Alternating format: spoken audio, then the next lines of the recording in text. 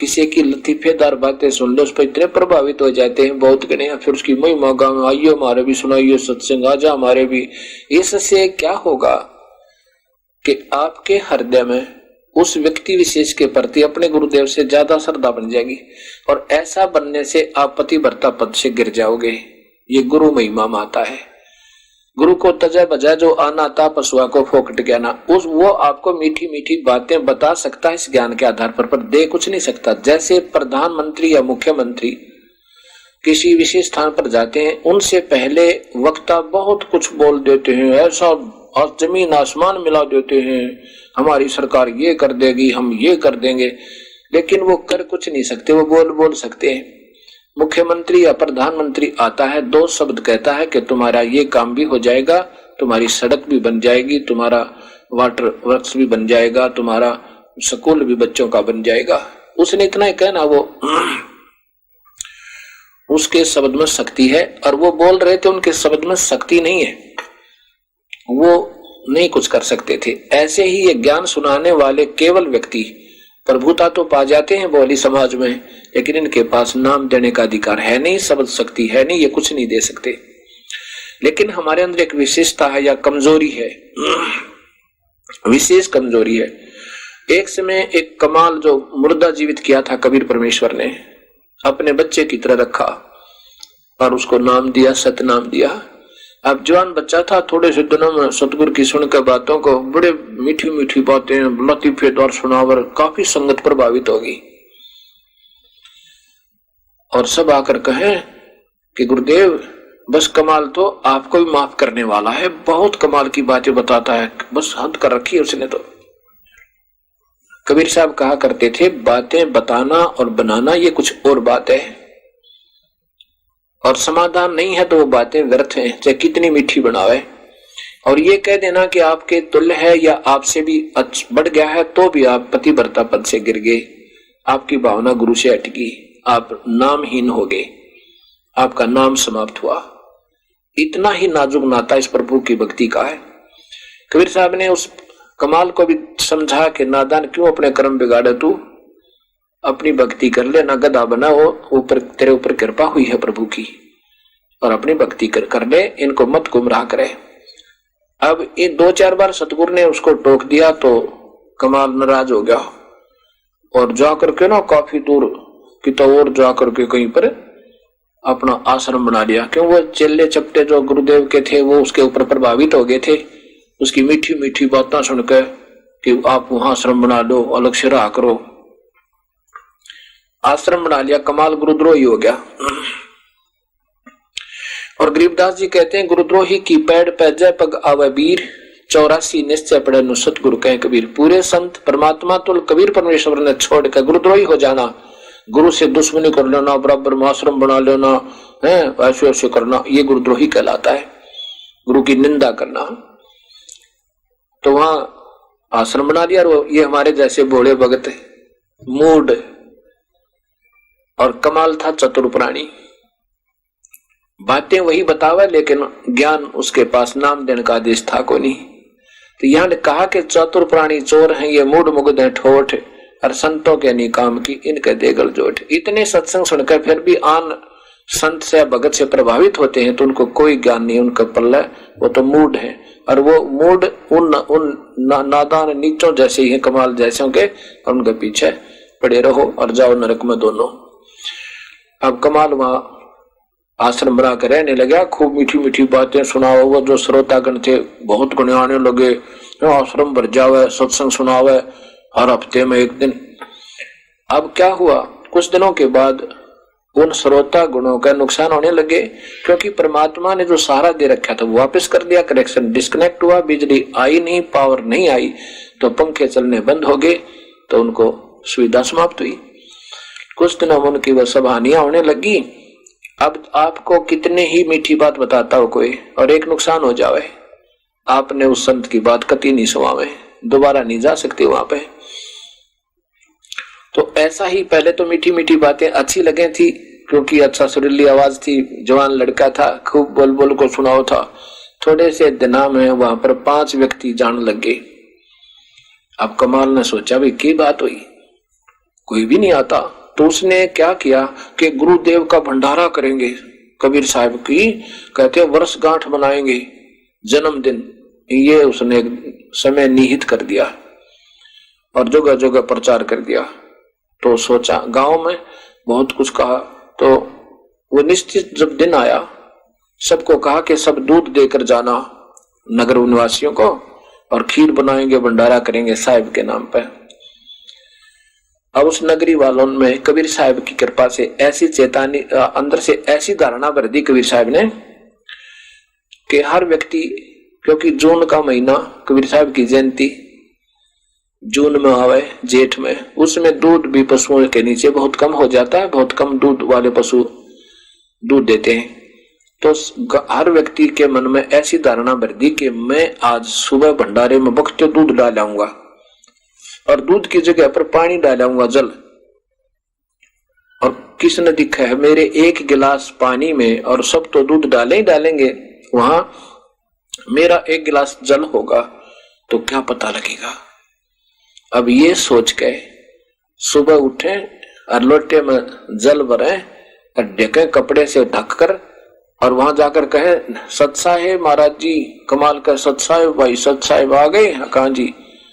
दूध लाए हो? कहाँ जी? डाल दो वहां पात्र में, बाहर एक पात्र रखा था। अब जाए और पात्र पे भी कपड़ा डाला हुआ था, कपड़ा ऐसे करे और नीचे डाले पानी, चल पड़े। सभी के सभी, कोई एक आधा तो दूध लाया नहीं, सभी की ऐसी धारणा होगी लोटा लावे और सत साहेब बोले और दिखावे कि हम लाए हैं, और ड्राम में डाल जावे। वो सुबह पानी का ठोक दिया, वो जल का भर गया सारा। अब कमाल बड़ा प्रसन्न हुआ, क्या तो सारा ही गांव झुक गया या तो 5-4 ही आते थे। उसने सोचा कि फिर तेरे पर गांव प्रसन्न हो गया। अपने जो हमारा करते आश्रम में चेले चपटे, उन तो बोला कि भाई बना लो आज तो खीर और दूध, खूब ठाठम ठाठ हो गए। अब उन शिष्यों ने, वहां के सेवकों ने उठाकर देखा वो पर्दा उस मटके का, उस पात्र का, उस ड्राम का जिसमें दूध डाल रहा था सारा गांव, वो तो पानी का भरा।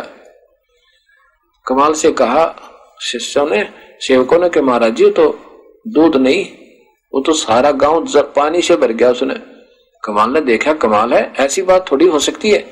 देखा तो वो पानी ही पानी था। इतना शर्मिंदा हुआ, वहां से रात को उस आश्रम न छोड़कर ना जाने कहां मरा जा गए। ऐसे कहते हैं गुरुद्रोही की पैड़ पे जय पगावे वीर, वो 84 निश्चय पड़े नो सतगुरु कहे कबीर। गरीबदास जी कहते हैं कि ये चातुर प्राणी चोर हैं, ये मीठी मीठी बात बनाने वाले बात वही बता रहे हैं, लेकिन उनके पास नाम देने का आदेश नहीं है तो जीवन खो रहे हैं। ऐसे ये गुरुद्रोही जो होते हैं, गुरु जी से अलग होकर के उन अपने भोली आत्माओं को गुमराह जरूर कर लेते हैं अपनी मीठी बात बना के, और वो अनजान लोग कहोगे गुरु से भी अच्छा है तो बहुत अच्छी बातें बताता है, तो इतने में भी बात बिगड़ जाती है। गुरु को तजय बजय जो नाता पशुआ को फोकट गया ना। उसके लिए कवि गरीबदास जी कहते हैं कि ये चातुर प्राणी चोर है, विचक्षण है। ये चतुर प्राणी दिखे सियाने पर वस्तु नहीं, ना उनके पास नाम देने का आदेश और न ही वो सत्य ज्ञान है। चोर है मूड मुग्ध है ठोठ, जो इतने सत्संग सुन के भी उनके पीछे लगे वह कहते हैं ठोठ। तो संतों के नहीं काम के उनके दे गलजोट, वह उनके साथ, उन विचक्षण चतुर प्राणियों के साथ ही मरने योग्य हैं जो इतना सत्संग सुन के भी उनकी बातों में फंस जाते हैं। ऐसा कहा। कुछ दिनों के बाद कबीर साहब ने यह भ्रम तोड़ना था कि नादान संत और महंत अधूरे गुरु कहते हैं कि इस स्थान पर आओ, यहाँ पूजा कर जाओ, तुम्हारा कल्याण होगा। इस धाम में, इस स्थान में नहीं आओगे तो तुम्हारा कल्याण नहीं होगा। इस भ्रम को तोड़ने के लिए काशी में कहा करते थे वो अधूरे संत और महंत के जो काशी में मरता है वो सीधा स्वर्ग जाता है, और मगर मत मरना कोई भी, वो तो भगवान शिव ने श्राप दे रखा, वो पवित्र धरती नहीं है, पृथ्वी नहीं है। और कबीर साहब कहा करते, सत भक्ति करने वाला शास्त्र अनुकूल साधन कहीं भी प्राण त्याग दो, चाहे वो स्वर्ग, चाहे वो बनारस में या चाहे मगर में या कहीं पर भी उसका शरीर पूरा हो जाए, वो अपने यथा स्थान पर जाएगा जहां की उसने भक्ति की है। इस भ्रम को तोड़ने के लिए कबीर साहब कहते हैं कि मैं मगर में प्राण त्यागूंगा। वैसे तो वो मालिक थे, प्राण क्या त्यागना था, पर लीला की। और देख लेना, अपने ज्योतिष और पत्रे लेकर आ जाना और बताना जनता को, इस समाज भगत को, कि मैं कहाँ जा रहा हूं, मैं स्वर्ग गया, स्वर्ग से भी ऊपर गया, ये बताना इनको। कबीर साहब ने यह जब बताया कि मैं उस दिन वहां जाकर के अपना प्राण त्यागूंगा, अर्थात वहां शरीर छोड़ूंगा, इस बात को देखने के लिए देखेंगे कि स्वर्ग जाएगा या कहां जाएगा, ज्योतिषी भी, विद्वान पुरुष भी, भक्त आत्मा भी और राजा वीर सिंह देव बघेल भी वहां पर चल पड़ा। कबीर साहब ने प्रस्थान किया, 3 दिन में वहां पहुंचे, मगहर पहुंच गए। और साथ में यह भी उद्देश्य था वीरदेव सिंह बघेल और हिंदुओं का कि कबीर साहब वहां मगहर में प्राण त्यागेंगे, वो मुसलमानों का क्षेत्र है, वहां पर बिजली खां पठान एक वहां के नवाब, मुसलमान नवाब हैं, वो भी कबीर साहब के शिष्य हो चुके थे। अब ये सोच करके हम वहां से अब महाराज जी के शव को लेकर आएंगे और बनारस में काशी में आकर इनका अंतिम संस्कार करेंगे हिंदू रीति थे, कहीं मुसलमान ना रख ले, इसलिए सेना भी साथ लेकर चल पड़ा। उधर से कबीर साहब जब वहां पहुंचे मगहर में, तो बिजली खां पठान ने सभी भक्तों के लिए खाने और पीने के पानी का और भोजन की व्यवस्था, साधारण भोजन की व्यवस्था वहां करवा रखी। और उधर से उन मुसलमानों के मन में भी यह आया कि कबीर साहब यहाँ शरीर छोड़ेंगे तो हम यही अंतिम संस्कार करेंगे, हिंदुओं को नहीं ले जाने देंगे। ये सोचकर बिजली खां पठान ने भी अपनी सेना तैयार कर ली। उधर से वीरदेव सिंह बघेल सेना लेकर आए हुआ था और लाखों की संख्या में, हजारों की संख्या में और भी दर्शक आए हुए थे। कबीर साहब ने कहा कि मैं बहते पानी में स्नान करूंगा, दरिया में। बिजली खां पठान जो कि मगहर का नवाब था, उसने कहा कि परवरदिगार, यह एक आमी नदी बह रही है, आमी नदी है, सूखी पड़ी है और भगवान शिव ने श्राप दे रखा, इसमें जल नहीं है और आसपास कोई नहर ऐसी नहीं है जिसमें बहता पानी हो, और नीचे का पानी भी बहुत खराब है, पीने के लिए पानी भी बाहर से मंगवाया है, परवरदिगार बहता पानी नहीं है, आपके स्नान के लिए बहुत पवित्र स्वच्छ जल ला रखा है, आप उसमें स्नान कर लीजिए। कबीर साहब ने कहा कि वो सूखी नदी कहाँ है, वो आमी नदी? कहने लगे जी साथ में बगल में है, वहां से सारी 2 किले अर्थात 400-500 फुट पर है। उस समय ऐसे झाड़ झूड़ वृक्ष बहुत उगे हुए थे उसके चारों तरफ। वहां जाकर कबीर साहब को खड़ा कर दिया और कबीर साहब वहां खड़े हुए और सामने बहुत से व्यक्ति भी वहां खड़े हैं, दर्शक। कबीर साहब ने ऐसे इशारा किया जैसे ट्रैफिक का सिपाही करता है, यातायात वाला सिपाही ऐसे कर देता तो सभी गाड़ियां भाग लेती हैं, ऐसे जैसे रेड लाइट ऑफ होगी हो।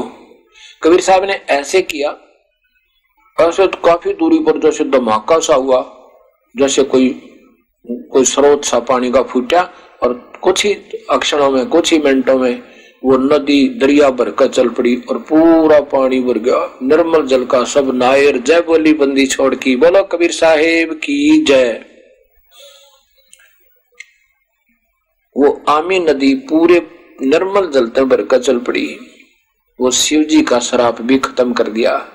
कबीर साहब तीनों तापों का भी विनाश कर सकते हैं, ये ब्रह्मा विष्णु महेश और श्री राम आदि नहीं कर सकते। जैसे भगवान विष्णु को श्राप दिया था नारद जी ने कि जैसे मैं दुखी हुआ आज अपनी पत्नी के वियोग में, तो भी आप भी एक सारी आयु ऐसे ही पत्नी वियोग में बिताएगा, और वो ज्यों का त्यों हुआ।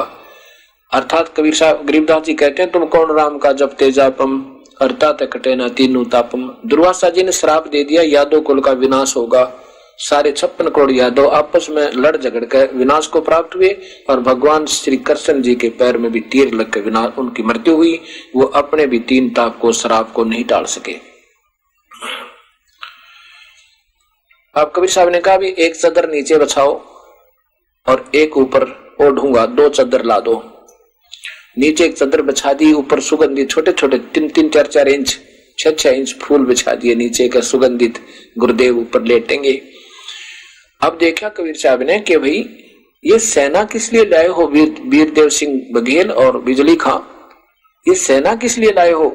अब वो दोनों नरेश तो नवाब और वो बिजली खां पठान और वीरदेव सिंह बघेल काशी नरेश नीची गर्दन करके बोले नहीं, जो दूसरे खड़े थे ना हिंदू और मुसलमान, वो कहने लगे, हिंदू कहने लगे कि हम आपके शव को काशी ले जाएंगे, हिंदू रीति से आपका अंतिम संस्कार करेंगे। मुसलमान कहने लगे हम नहीं ले जाने देंगे, हम अपने पीर का मुसलमान रीति से इनका दफन करेंगे और यहाँ कब्र बनाएंगे।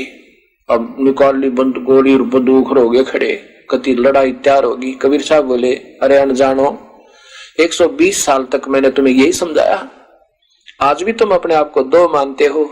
नादान, तुम एक पिता की संतान, एक हमारा तुम्हारा कुल मालिक और मैं ही वो कबीर परमेश्वर हूं, और आज भी तुम नारे नारे बनकर लड़ रहे हो। कबीर साहब ने 1 घंटे तक समझाया। तो कहने लगे, तुमने क्या सीखा मेरे ते, नादान कहीं के। और सुन लो, अगर तुमने जरा सी भी कोई हरकत की, लड़ाई की, तो मेरे से बुरा नहीं होगा। पर एक बात सुनो, लड़ना नहीं बच्चों। एक चद्दर में नीचे बिछाऊंगा, एक ऊपर, एक चद्दर हिंदू ले लेना, एक मुसलमान, और मेरे शव में चद्दर के नीचे जो भी चीज मिले, ये शरीर नहीं मिलेगा। अगर तुम्हें शरीर भी मिल जाए तो आधा आधा काट देना, पर लड़ना नहीं है।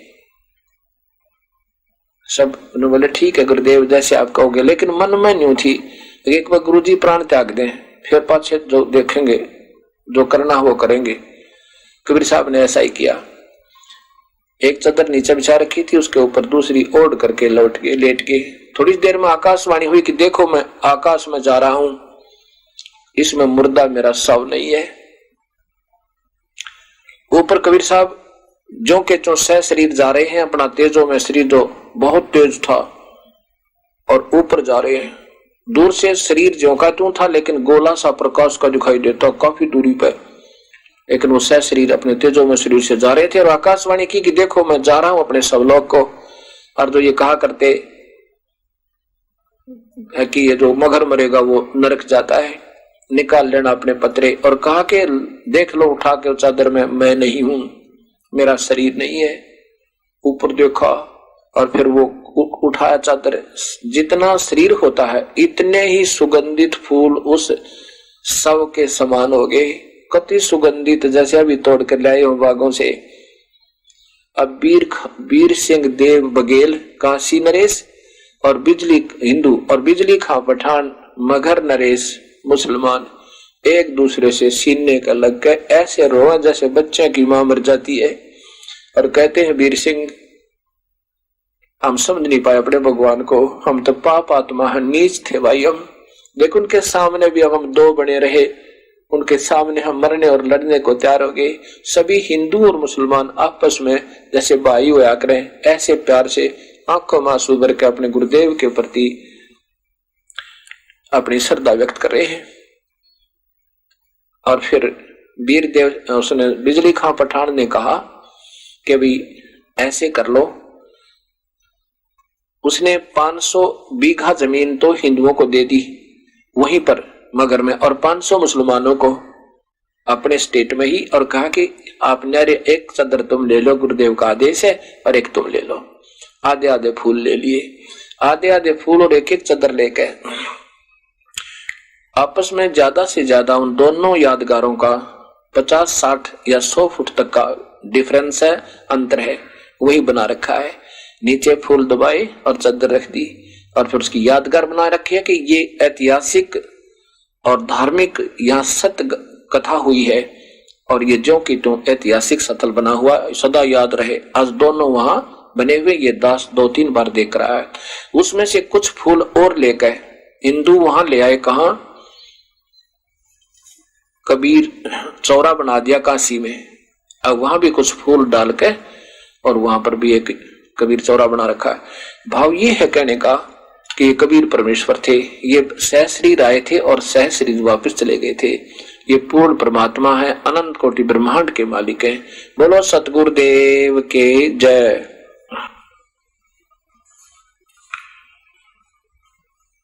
आज मोहे दर्शन दियो जी कबीरी, आज मोहे दर्शन दियो जी कबीरी। सतलोक से चल कर आए, सतलोक से चल आए, काटन यम की जंजीर आज मोहे दर्शन दियो जी कबीर, आज मोहे दर्शन दियो जी कबीर। तुम्हारे दर्शन से हमारे पाप कटत हैं, थारे दर्शन से हमारे पाप कटत हैं। निर्मल ओवजी शरीर आज मोहे दर्शन दियो जी कबीर, आज मोहे दियो जी कबीर। अमृत भोजन हमरे सतगुरु जी में, अमृत भोजन हमरे सतगुरु जी में। शब्द दूध की खीर आज मोहे दर्शन दियो जी कबीर, आज मोहे दियो जी कबीर। हिंदू के तुम देव कहाए, हिंदू के तुम देव कहाए।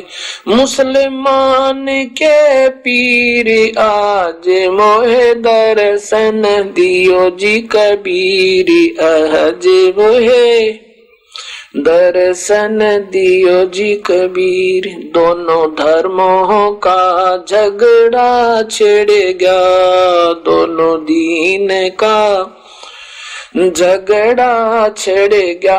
टोहे ना पाए शरीर आज मोहे दर्शन दियो जी कबीर, आज मोहे दर्शन दियो जी कबीर। धर्मदास की अरज गुसाई, धर्मदास की अरज गुसाई।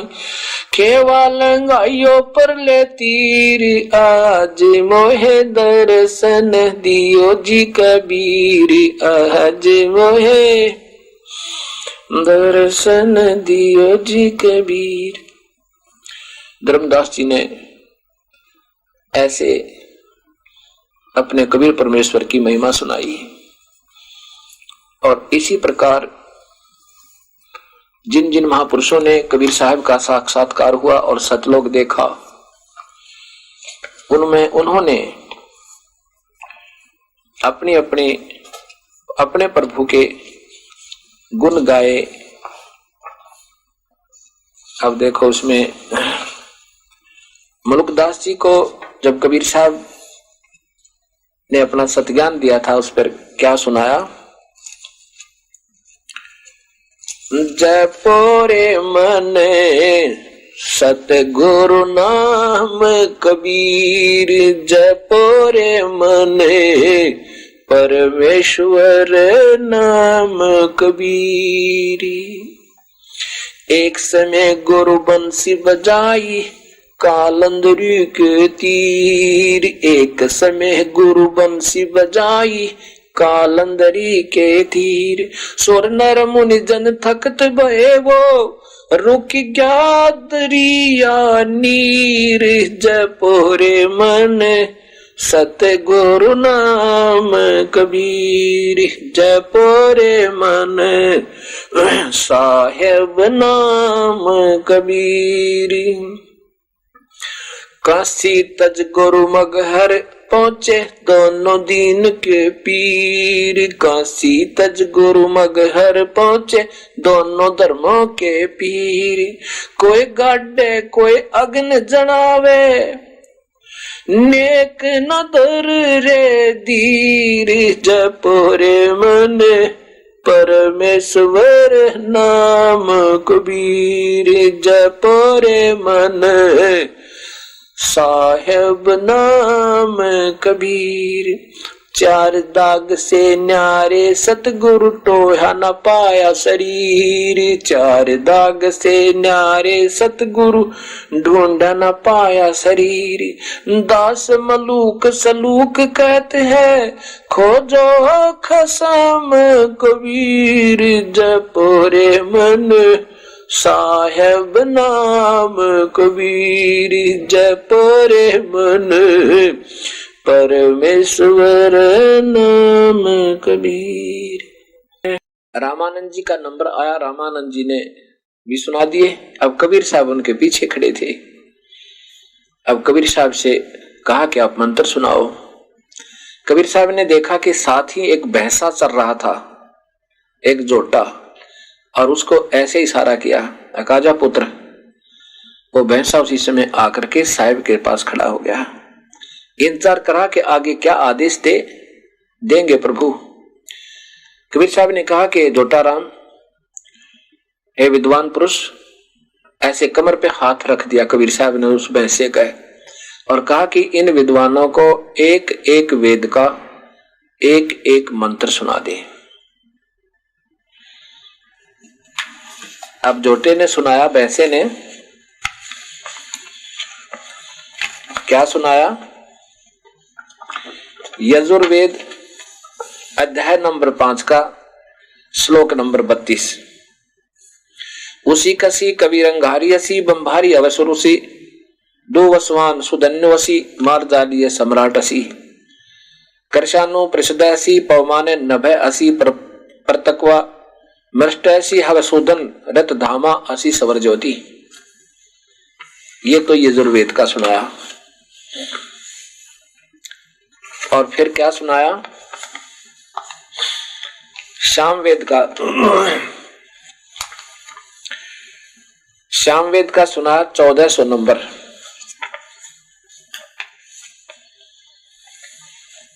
क्या सुना कि भद्रावस्त्रा समन्या वसाने महान कबीर नी वचनानी संसन आवत्सव है वत्तमयो पुय माने विचक्षण जागृव देवितौ। अथर्ववेद का सुनाया कांड नंबर 4 का अनुवाक नंबर 1 का और मंत्र अर्थात श्लोक नंबर 7।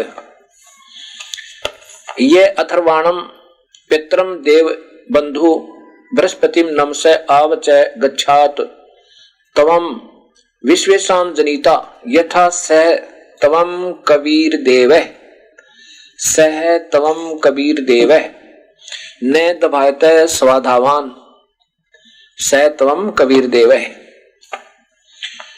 फिर ऋग्वेद का मंडल नंबर 10 सूक्त नंबर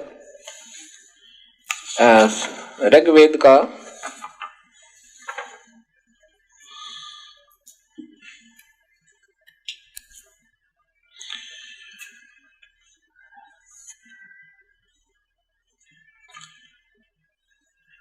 ऋग्वेद मंडल नंबर 1 अध्याय नंबर 1 सूक्त नंबर 11 का मंत्र नंबर 3 में क्या बताया? पुराम भिंदु युवा कबीर, पुराम भिंदु युवा कबीर अमितोजो अजायत इंद्र विश्व से कर्मण धरता वज्री पुरुषुत।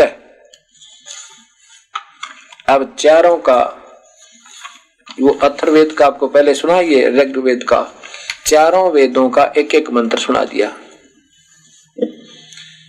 अब कबीर साहब बोले, भाई जोटाराम भैंसाराम एक और काम कर दे, कहीं ऐसा ना समझें ये भैंसाराम वैसे मंत्र रट के लाया होगा, इसको इनका अनुवाद नहीं आता होगा, कृपया इनका हिंदी अनुवाद और सुना दे ताकि इनका विद्वानों का विश्वास दृढ़ हो जाए। अब भैंसा को कबीर परमेश्वर ने कहा कि भाई इनको हिंदी का अनुवाद और कर दे इनका, कहीं इनको शंका ना रह जावे कि ये भैंसा वैसे ही कह रहा था, इसको ज्ञान नहीं होगा। अब वेदों के सरलार्थ से पहले अर्थात वेदों में प्रवेश से पहले हमें इस बात का ध्यान रखना पड़ेगा, जब हमारे ये वेद समझ में आएंगे, नहीं तो ये महापुरुष विद्वान पुरुष आपको फिर चक्कर में डालने रखेंगे। इन्होंने युग बिता दिए ऐसे ही चक्कर में डालते डालते। वेदों में प्रवेश से पहले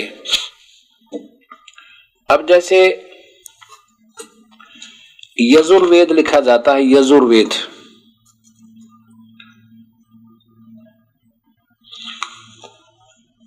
ये यजुर्वेद है सामने आपके, और इसके ऊपर मात्रा लगी है।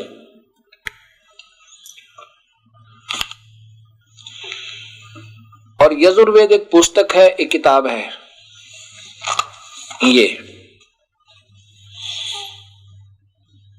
ये किताब है, और इसमें इसकी कोई व्याख्या करे कि यजुर्वेद किसे कहते हैं, उसमें बताया जाएगा कि वो एक ऐसा ज्ञान है, एक किताब है, एक बुक है,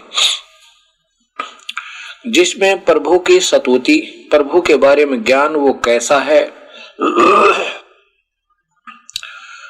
और बहुत अच्छी तरह वर्णन किया गया उसमें।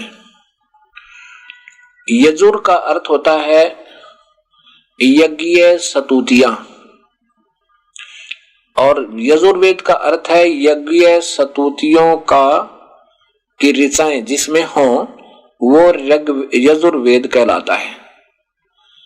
अब कोई व्याख्या करे कि ये यजुर्वेद बहुत अच्छा है, उसमें बड़ी महिमा है, प्रभु की बड़ी जानकारी है, उसमें बड़े श्लोक लिखे हैं, प्रभु की नारी नारी व्याख्या है, वो कैसा है, वो कौन है, उसका नाम क्या है, सब लिखा है।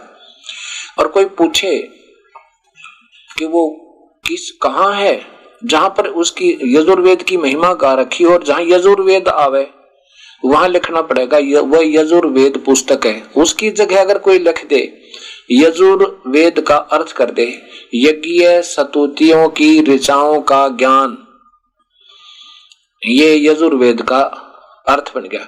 ऐसे ही कबीर देव है वो परमात्मा जो वेद जिसकी महिमा गाते हैं, और जहां पर कबीर देव आया वहां कोई लिख दे कबीर का अर्थ लिख दिया सर्वज्ञ, और देव का अर्थ लिख दिया परमेश्वर, वो सर्वज्ञ परमेश्वर है। सारी महिमा तो कबीर की गा रखी है वेदों ने, और जहां पर लिखना था कि वो कबीर देव है, वो कबीर परमेश्वर है, वहां पर इन कलियुगी ऋषियों ने वहां पर लिख दिया वो तो सर्वज्ञ परमेश्वर है। ऐसे कोई यजुर्वेद को पूछे वो कौन है, इसकी महिमा कहीं लिखी हुई हो, और उसका कोई अनुवाद करवावे संस्कृत से हिंदी में, और ये ना लिखे कोई यजुर्वेद जिसकी महिमा मैं गा रहा हूं, तो किधर ढूंढा उस पुस्तक ने। ये लिखना पड़ेगा वो यजुर्वेद, वो किताब यजुर्वेद है, वो पुस्तक, वो पवित्र वेद, वो बुक है जिसमें ये यज्ञ ऋचाएं हैं, वो यजुर्वेद, ये लिखना पड़ेगा। अगर इसका न्यारा न्यारा संधि छेद कर दे, यजु की तरह लिख दे, देव की तरह, वेद की तरह लिख दे, यजु का अर्थ लिख दे यज्ञ ऋचाएं, स्तुति की ऋचाएं, और दूसरी जगह वेद लिख दे ज्ञान, तो ये वैसे तो कोई अक्षर का कुछ ना कुछ तो ज्ञान होता ही, अर्थ होता ही है। ऐसे ही अब ये कबीर देव है, वेदों में कबीर देव लिखा है, और हम उसको कबीर कहने लगे, वह को हम वह बोलने लगे, छोटी की मात्रा अपभ्रंश करके कबीर बड़ी बना दी, कबीर बना दिया।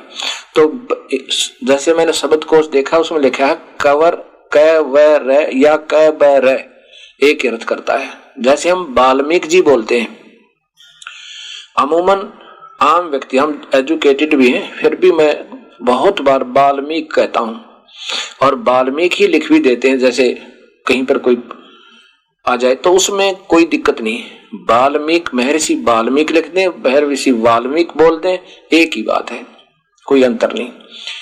तो ऐसे ये देखिएगा, अब यहां वेदों में प्रवेश से पहले हमने इस कबीर साहिब को ऐसे समझना पड़ेगा। अब जैसे ऊपर देखिए, कोई कहे कि उस यज्ञ स्तुतियों का ज्ञान है कौन, यजुर्वेद की जगह ऐसे लिख दे, तो उस पुस्तक को कैसे पाया जा सके, उसके लिए लिखना होगा कि वो यजुर्वेद है जो पवित्र यज्ञ स्तुतियों का स्रोत है। तो यजुर्वेद लिखना पड़ेगा, फिर पुस्तक को ढूंढ लेंगे, इसमें बहुत सारी वस्तु मिलेंगी जिसकी गुण गाए हैं। अब यजुर्वेद के संधि छेद करके लिखें यजुर, कोई दिक्कत नहीं, बिल्कुल सही है। वेद तो भी पवित्र पुस्तक का ही बोध है, और ऐसे लिखेंगे तो भी इस पवित्र पुस्तक का बोध है। इस धार्मिक पुस्तक को यजुर्वेद कहते हैं। ठीक इसी प्रकार चारों वेदों में लिखा है कि वह कबीर देव, ये कबीर देव, हम उसको कबीर साहेब कहते। देव माने साहेब, परमेश्वर, राम, खुदा, गॉड। अब ये है वो परमात्मा, ये लिखना पड़ेगा। वो कबीर साहेब है जो सर्वशक्तिमान, जगत पिता, सर्व सृष्टि रचनहार, कुल मालिक तथा पाप कर्म काटने वाला, काल की कारागार से छुटवाने वाला बंदी छोड़ है। इसको ऐसे लिख दें कबीर देव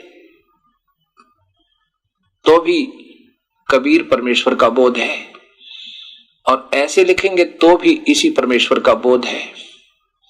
मान लीजिए हम कबीर देव को अंग्रेजी में लिखना चाहें तो कैसे लिखेंगे?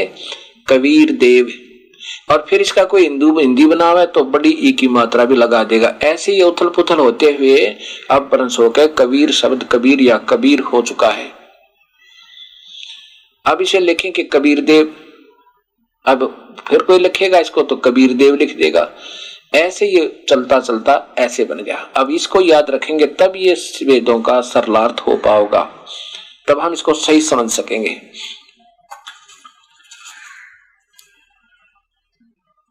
अब यहां देखिएगा, ये संस्कृत शब्दकोश है, संस्कृत हिंदी शब्दकोश। इसमें कै, बैर और कवर का एक ही, कबरी और कबीर, कवरी एक ही अर्थ बताया है। यहां देखिएगा,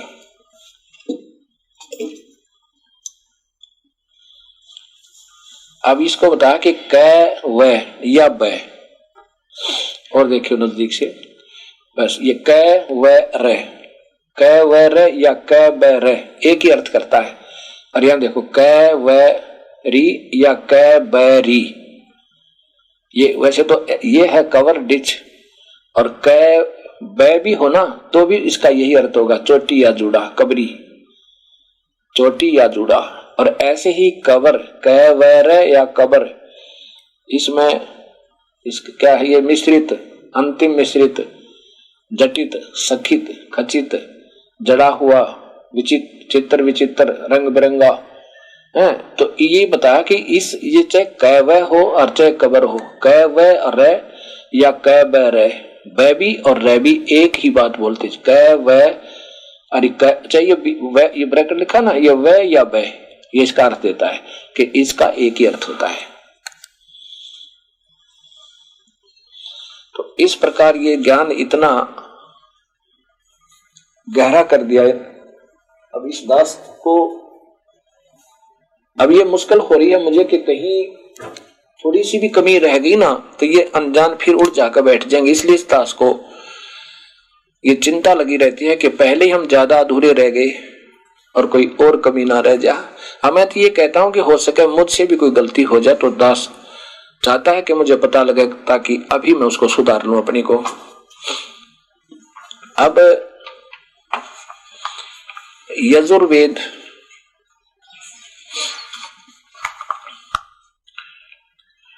अब यजुर्वेद देखो 5वें अध्याय का 32वां श्लोक, इसमें स्पष्ट है कबीर, जैसा अभी आपने सुना कि भैंसे ने ये शब्द सुनाया, श्लोक सुनाया, मंत्र सुनाया। ये देखिए इधर अध्याय नंबर 5वां अध्याय यजुर्वेद, यहां देखो ये 32वां श्लोक है 32। इसमें स्पष्ट लिखा है ओसी गसी कबीर, इसको हम कबीर भी बोल सकते हैं, लिख भी सकते हैं, कोई दिक्कत नहीं। कबीर अंगारी, अंगारी माने पाप काटने वाला, सी माने है। बमबारी माने बंधनों का शत्रु, बंधन काटने वाला, हम उसको बंदी छोड़ कहते हैं। ये देखो नीचे, और ये है रत धामा, रत, ये रत धामा असी सवर ज्योति, वह स्वयं प्रकाशित है, अर्थात वो तेजो में शरीर युक्त है, वो कबीर परमेश्वर है। ये देखो इस टीकाकार ने भी कवि का कान पर जय लिख दिया, यह लिखना था कबीर। वो कबीर असी, कबीर है अंगारी।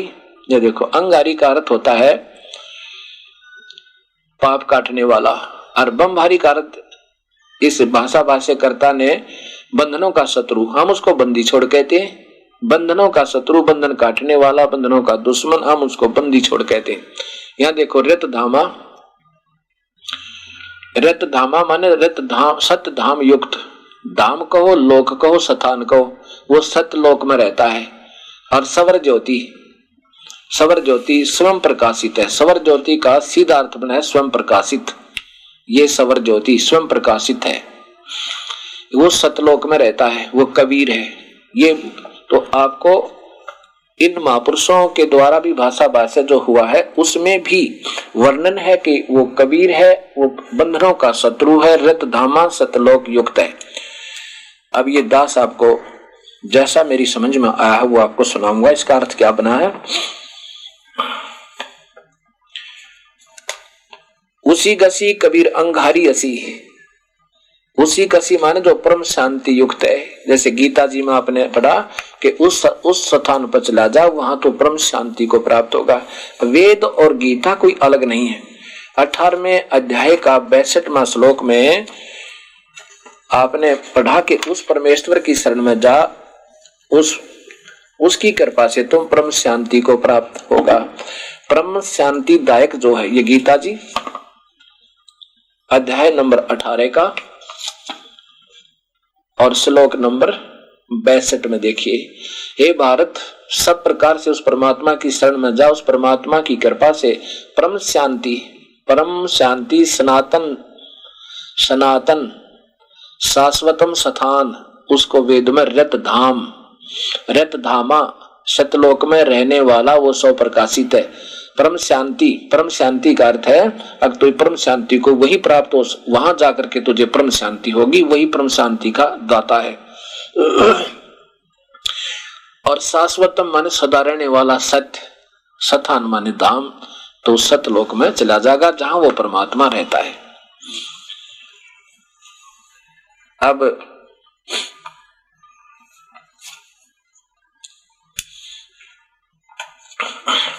उसी गसी जो परम शांति दायक है, कबीर अंगारी असी पाप कर्मों को काटने वाला कबीर परमेश्वर है।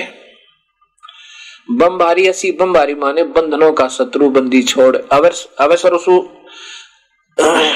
अवश्योरसी, अवश्यो माने तुरंत ही रक्षा के लिए आने वाला। अब मैं इसका रतधामा सतलोक में रहने वाला सवर ज्योति। सम्राट असी, सम्राट का अर्थ होता है राजाधिराज। मारजालिया असी, मारजालिया का अर्थ होता है बिलाव। जैसे चूहों की सभा में बिलाव आ जा, इतना शक्तिशाली। चूहों की सभा में बिलाव कितना शक्तिशाली होता है, हिसाब लगाना। ऐसी तुलना की है परमात्मा कबीर साहब की उपमा ऐसे तुलनात्मक उदाहरणों से की है, वेदों में कमाल कर रखा है। अब जैसे ब्रह्म और परब्रह्म, इनके जितने भी और अन्य देवता आदि हैं, इनकी सभा में कबीर परमेश्वर इतना समर्थ है जैसे चूहों की सभा में बिलाव होता है। अब मैं आपको इसका हिंदी अनुवाद बताता हूं।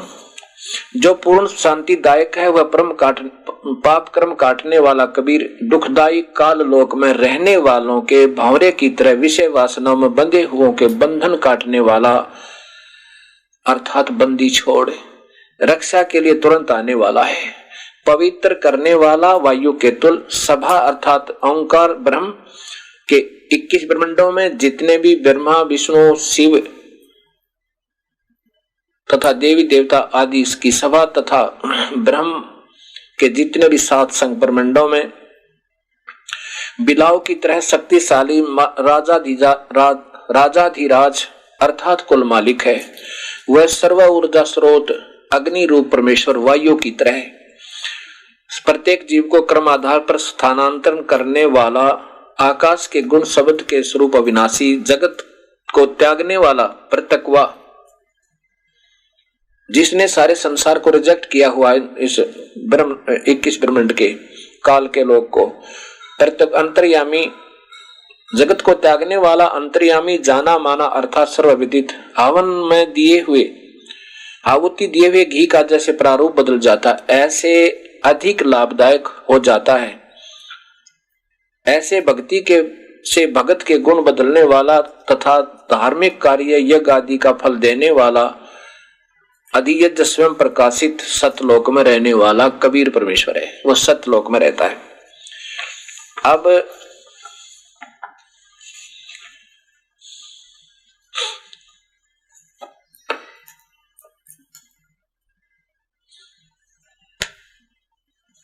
वैसे तो अब श्याम देखिएगा 1400 नंबर।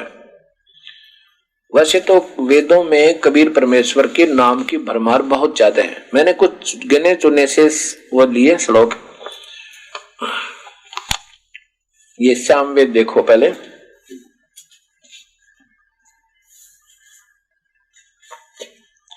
ये श्याम वेद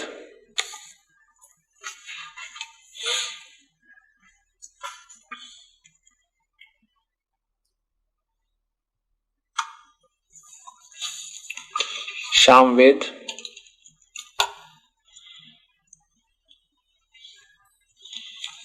और इसके 1400 नंबर श्लोक में आप केवल संस्कृत देख लीजिए,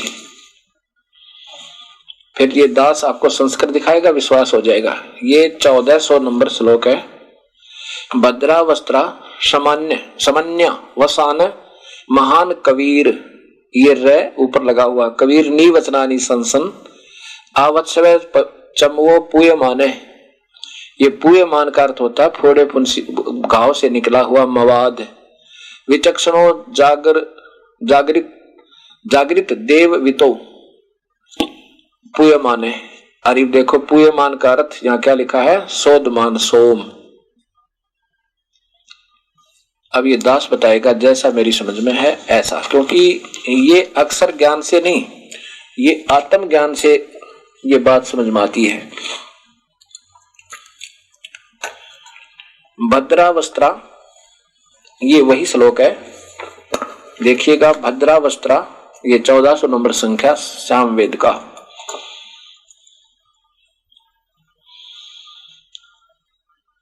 भद्रावस्त्रा समन्यावसाने महान कबीर नी वचनानी। ये तो संस्कृत है जो कि तो, पर यहां संधि छेद किया।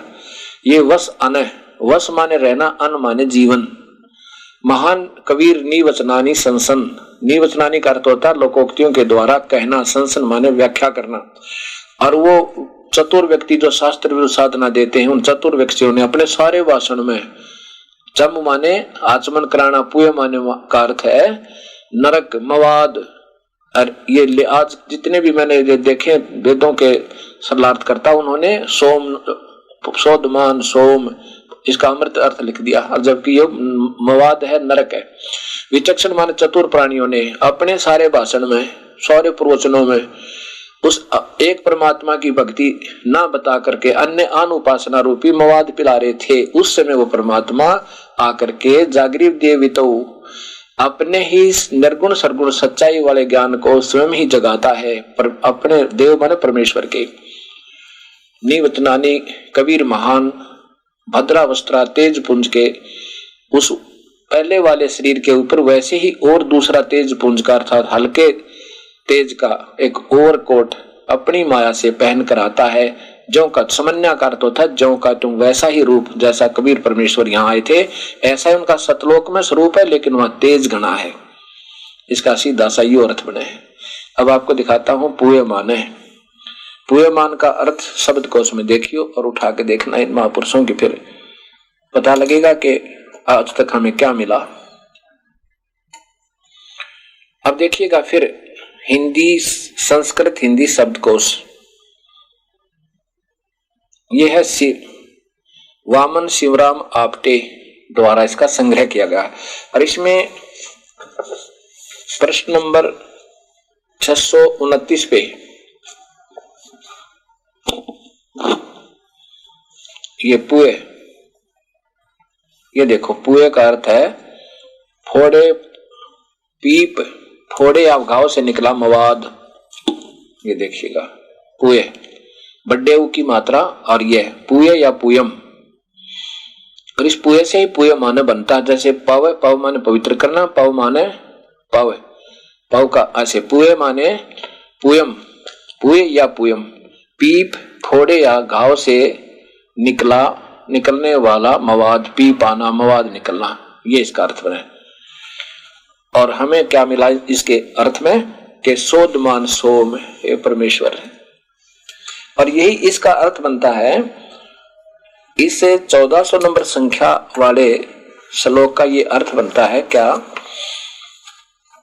विचक्षण माने चतुर व्यक्तियों ने आवत्स्व माने अपने वचनों, पूरे वचनों के द्वारा पूर्ण परमात्मा की पूजा ना बता के आन उपासना का मार्गदर्शन, जैसे परब्रह्म यानी ब्रह्म और उससे परब्रह्म ब्रह्म और उससे नीचे की देवी देवताओं की, भूत पूजाओं की, पितरों की, श्राद्धों की, कुंभ के मेले की और तीर्थों की महिमा पर लाके अमृत के स्थान पर जो पूर्ण परमात्मा कबीर साहब की भक्ति बतानी थी, उसके स्थान पर वो अमृत था। उस अमृत के स्थान पर ये नरक पिला रहे हैं, मवाद पिला रहे हैं, आचमन के साथ, प्यार के साथ आचमन करवा रहे मवाद को, फोड़े फुंसी से निकले हुए मवाद को।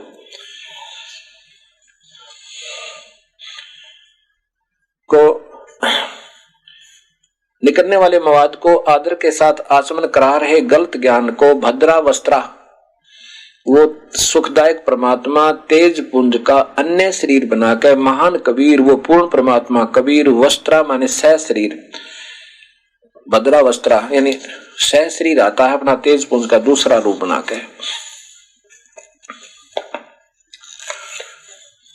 वस्त्र का अर्थ होता चोला, वस्त्रा माने कपड़ा, चोला। तो संत भाषा में कहते हैं जैसे कोई व्यक्ति महात्मा शरीर छोड़ जावे उसको कहते हैं वो चोला छोड़ गया। तो ऐसे भद्रा वस्त्रा माने तेज पुंज का और शरीर बनाकर उस अपने पहले वाले वास्तविक रूप पे, वहां भी भगवान आकार में है, वो ज्यादा तेजों में, उसके ऊपर एक और कोट और पहन के समन्या माने अपने सतलोक वाले शरीर के सदृश अन्य शरीर तेज पुंज का धार के आने माने आम व्यक्ति की तरह जीवन जीकर, वश माने कुछ दिन संसार में रहकर, निवचनानी अपने शब्दावली लोकोक्तियों के माध्यम से सत्य ज्ञान संसन माने वर्णन करके देव पूर्ण परमात्मा के वितो माने छिपे हुए उस वास्तविक सत्य ज्ञान रूपी धन को जागृत माने जागृत करता है, जगाता है।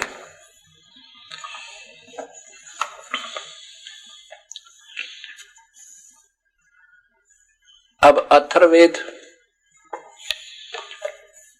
कांड नंबर 1 का, कांड नंबर 4 का अनुवाक नंबर 1 श्लोक नंबर 7 सुनाता हूं। यह जो ये संस्कृत भी देखिएगा, अथर्ववेद है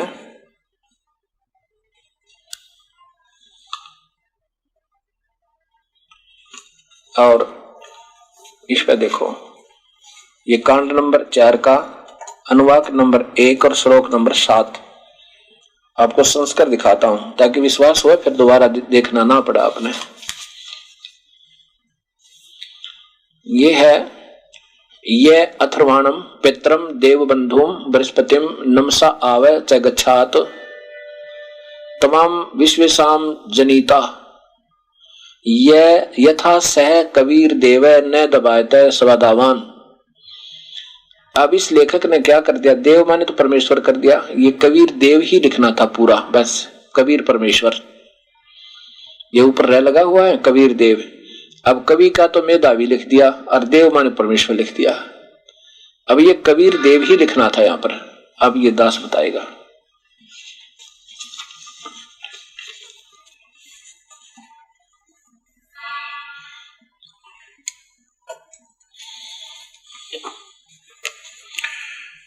यह माने जो अथर्वाण माने अथर्वाणम अचल अविनाशी, जिसने कोई नीड, वो कभी विनाश में नहीं आता, सथाई।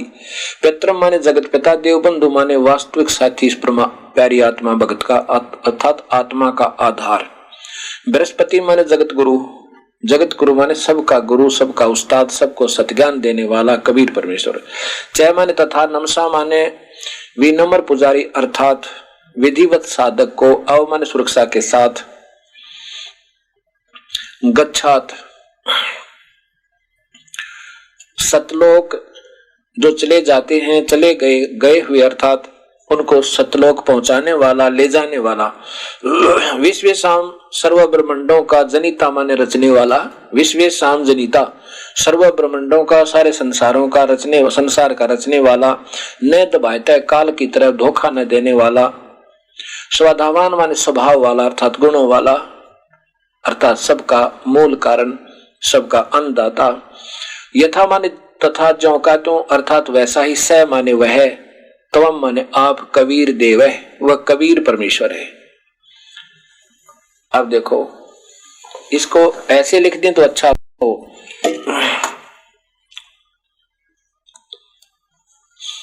ये अथर्ववेद कांड नंबर 4 का अनुवाक नंबर 1 का और श्लोक नंबर 7 है। ये अथर्वाणम पित्रम देवबंधुम बृहस्पतिम नमसा अवच गच्छात तम विश्वाम जनिता यथा स कबीर देव। ये ज्यों का त्यों लिख देना चाहिए था कबीर देव, ये है वो कबीर परमेश्वर। ये यहां देखो कबीर देव, इसको ऐसे लिख दें तो भी वही बात है, ऐसे लिख देंगे तो भी बात है, वो कबीर परमेश्वर है। हम वह को वह लिख दिया तो भी कोई बुरा नहीं।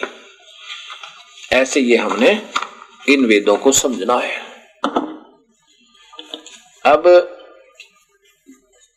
देखिएगा ऋग्वेद,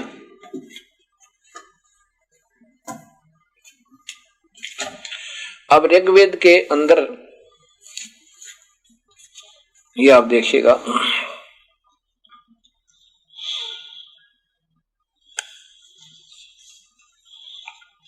ये है सूक्त नंबर 1, ऋग्वेद मंडल नंबर 1 और सूक्त नंबर 11 का श्लोक नंबर 4 देखो। ये सीधा लिखा है पुराम बिंदु युवा कबीर, कबीर अमितोजा। इसको बै भी बोलते कोई बुरा नहीं, कबीर। अजायत इंद्र विश्वस्य कर्मण धरता वज्री पृष्ठतः। अब यहां इस सरलार्थकर्ता ने कवि का अर्थ अलग से कर दिया।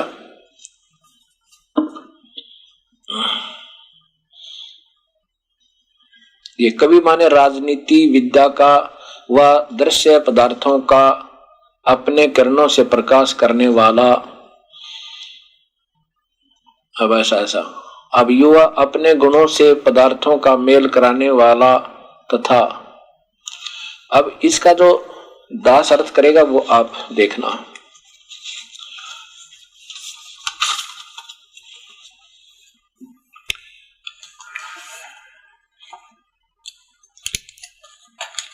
ये चौथा नंबर चल पड़ा है ऋग्वेद का।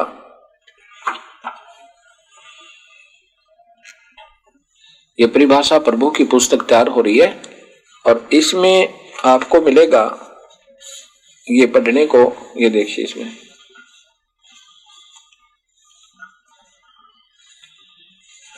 ऋग्वेद मंडल नंबर 1 अध्याय नंबर 1 सूक्त नंबर 11 श्लोक नंबर 4 का ये सरलार्थ देखो। पहले संस्कृत देखें। पुराम बिंदु युवा कबीर अमितोजा अजायत।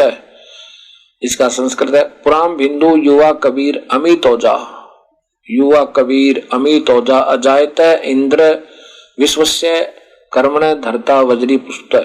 युवा माने पूर्ण समर्थ, जैसे बच्चा और वृद्ध सर्व कार्य करने में समर्थ नहीं होते, जवान व्यक्ति सर्व कार्य करने में किस अक्षमता रखता है, ऐसे ही परब्रह्म और ब्रह्म वह त्रिलोकीय ब्रह्मा विष्णु शिव तथा अन्य देवी देवताओं को बच्चे या वृद्ध समझो।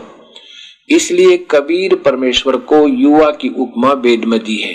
युवा कबीर, ये देखो ये युवा कबीर, युवा कबीर पूर्ण समर्थ परमेश्वर उपमा दी है।